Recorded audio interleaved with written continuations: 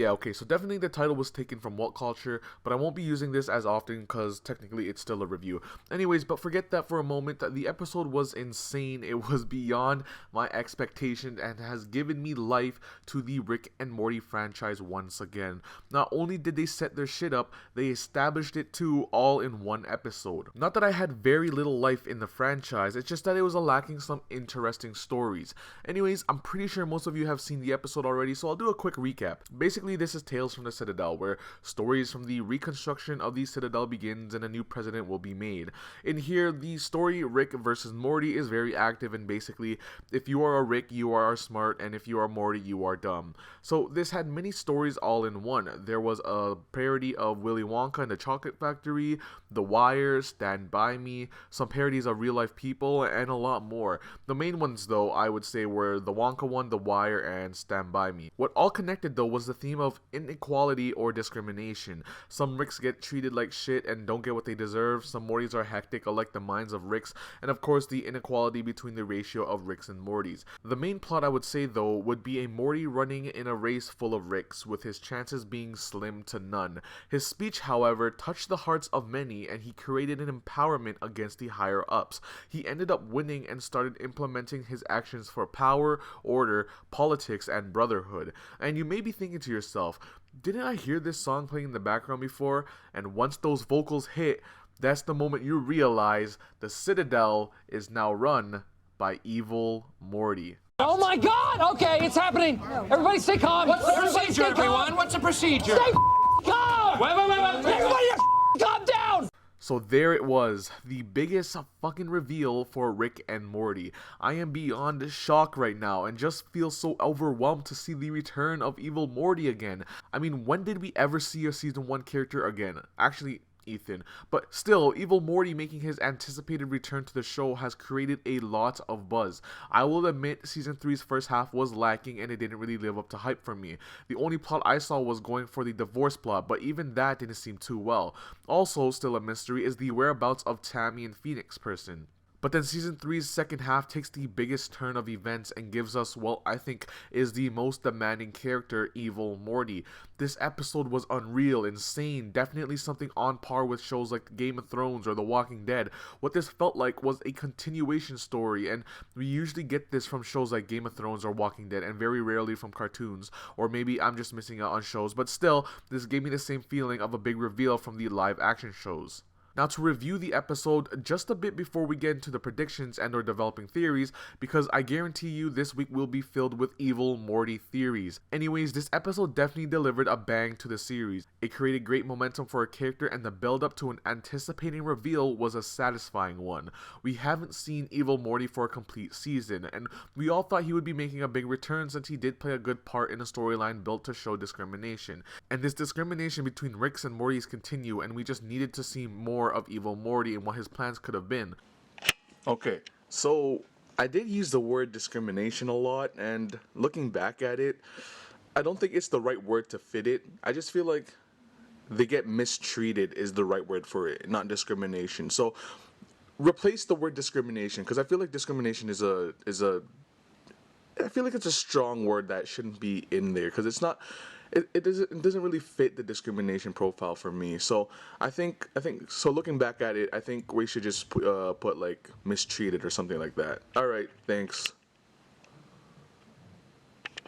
Now, he is in charge of the new Citadel of Ricks, and he has a lot of power, and he's definitely going to take action. Now, aside from evil Morty, there were good stories about Ricks and Mortys within the plot. We had one where a Rick was working a day-end job, which would be unusual for a Rick since they are pretty smart. It's like we kind of see the depiction of a rich reality of Ricks and then a poor working day-to-day job of a Rick. We had one where a Rick was quite calm with a Morty who was brutal and enforced some of today's challenges in society like police brutality.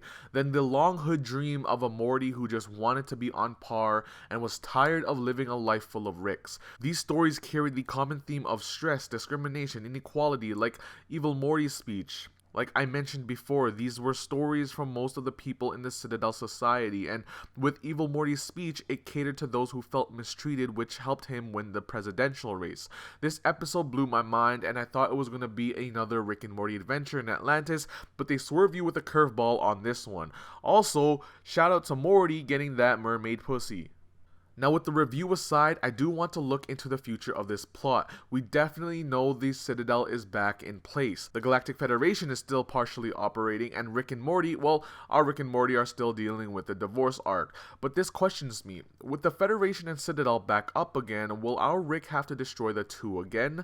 But how would he be able to destroy, I would say, a stronger Citadel, and perhaps an emotional battle with Phoenix Person? What I also noticed was, whatever is happening beyond Earth, our Rick has no aware of it. He only knows this Citadel is back and he thinks it's still a weak pile of trash, and he isn't aware of some of the Federation members coming back as well. It's as if Rick failed to kill the zombie and now it's coming back to bite him. With only 3 episodes left for us to expect, usually the ending episodes of Rick and Morty seasons are plot inducing and have a meaningful story arc that continues on. Season 1 episode 10 and 11 were the Evil Morty and Party bit. Season 2 episode 10 was the Galactic Federation. Season 3 episode 9 and 10 could be finishing off Phoenix Person's story arc. One thing though that I think will happen is that we won't see the empire that Evil Morty is building until season 4, or maybe a post-credit scene in season 3 episode 10. I think that they wanted to tease us and set up a future plot for this series. This all started in season 1, so I don't think they are going to end this arc with Evil Morty within season 3. What we should expect is the Galactic Federation and Phoenix Person's story arc ending in season 3 and have the birth of Evil Morty in season 4. Regardless though, the episode was still amazing and definitely has taken the spot of Rick Shank Redemption. I love the stories, the progress, and the resolution of the episode. It was a long time coming and definitely was worth the wait for the return. Also, not to mention, our Rick and Morty seem to have a healthier relationship going into adventures, but maybe Evil Morty will begin to seduce him to the dark side and tempt him to kill our Rick.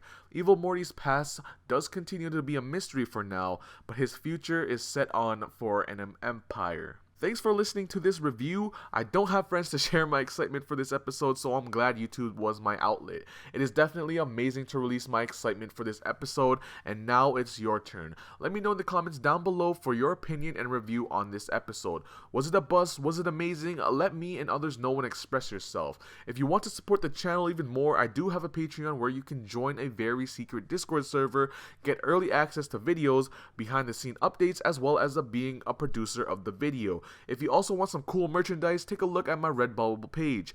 Other than that, I do have some more videos you guys can look at. You have been a lovely audience. My name is Jay, and I'll see you guys in another day. Peace out. Evil Morty is back, guys. Yes.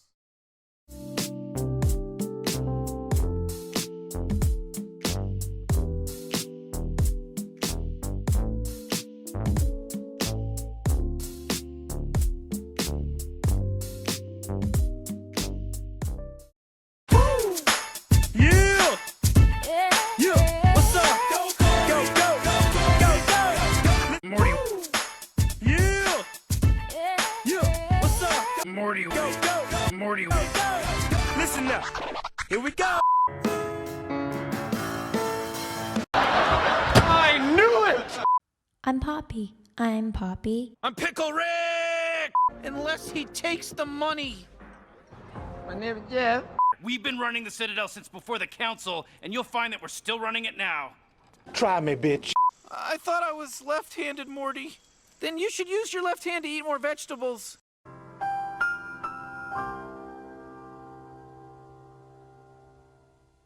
Oh, geez. Oh, man, I'm gonna lose the election and stuff. Is that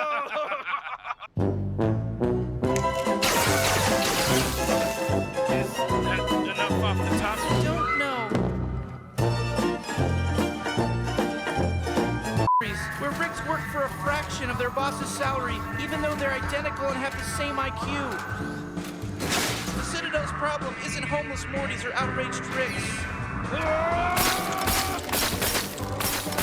The Citadel's problem is the Ricks and Mortys. You just look like a sidekick. More than just a sidekick!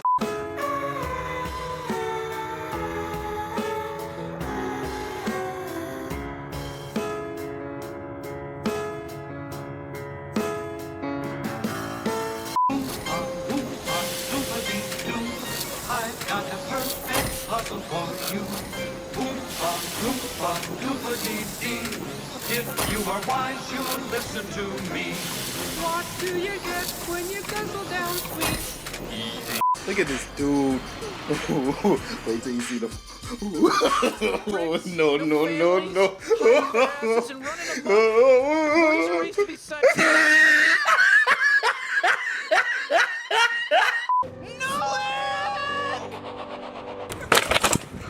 I have crippling depression. Will it blend? That is the question. No, no, no, no! God damn it! I love you, Jerry. I love you. Ha! Gay!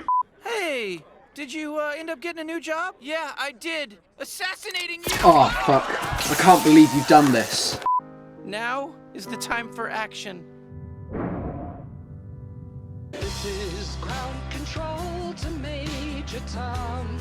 His name is Simple Rick, but he's no dummy. He realized long ago that the greatest thing he'd ever create was his daughter. I love Daddy!